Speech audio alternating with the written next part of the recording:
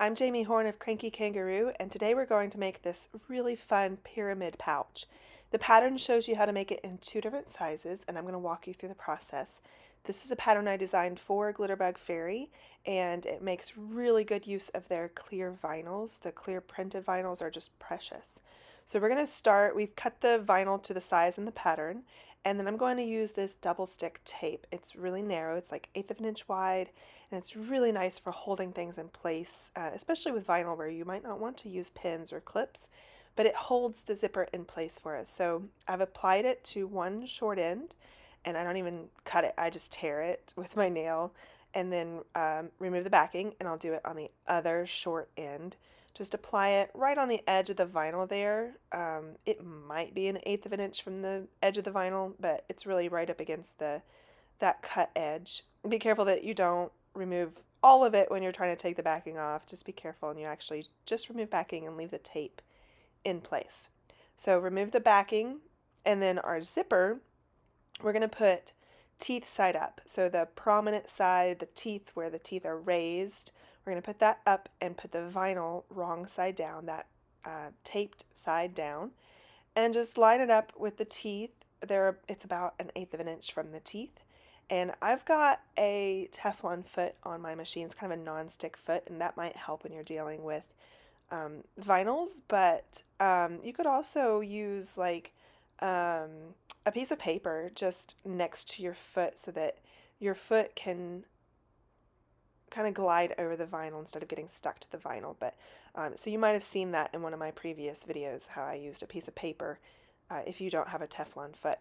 So I sewed one side of the zipper on, and then I've separated the zipper and I'm sewing the other side of the zipper on. We're back stitching at the beginning and the end, and it's about 1/8 of an inch from the edge of the vinyl. It's just that simple.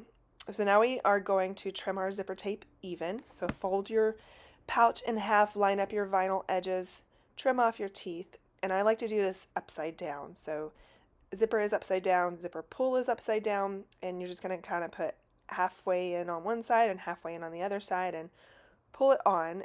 And I'm going to pull the zipper all the way off the other end. I want the zipper tape closed on both ends. So pull it off, open up the zipper on the beginning, and put that pull back on there.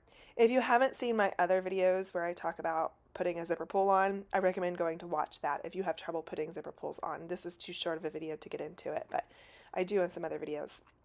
So now we have to add our little hang tab, and it's just a little piece of vinyl that we just cut to size, and it doesn't have to be exact. If you want it shorter, that's fine.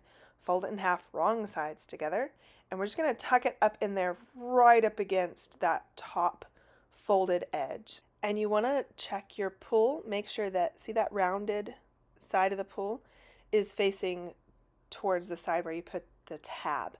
Don't put the tab on the side towards the flat end of the pull, and that way when you close your pouch, the zipper pull goes up to the top to close and down to the bottom to open, and it just makes more sense when you're dealing with a pouch. It's kind of directional like this. So make sure that you pay attention to which side you put that little tab. So we're going to backstitch at the beginning and the end, and then trim the zipper even with the vinyl. On the other side, I'm making a mark right at the center bottom, and now we're going to fold it. This is what's going to make that pyramid shape. So fold it and match the mark with your zipper teeth. Kind of wrestle it into the sewing machine at this point, and do the same thing. You're backstitching the beginning and the end.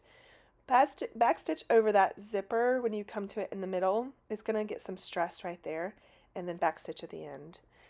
That's really all there is to this. Trim your zipper even, and I like to use a lighter just to kind of singe the zipper tape. It just keeps it from fraying. And this is like a creme brulee torch, but it works too. So just, you don't have to melt it, you don't have to burn it. It's just going to very gently singe the ends so that they won't fray. And then you turn the whole thing right side out. Take your time with this. I tend to poke my corners out first, so I'll stick a finger in there and fold over the seam and use that to poke it through the opening through the zipper. And just take your time with this. Don't tear any stitches while you're turning it right sides out. And give it some shape, poke your corners out, and then your zipper at the top, you can really poke the zipper in. You almost just force it in and put it in place. And that's all there is to it. This is such a cute, easy make, and I think you'll make a ton of them.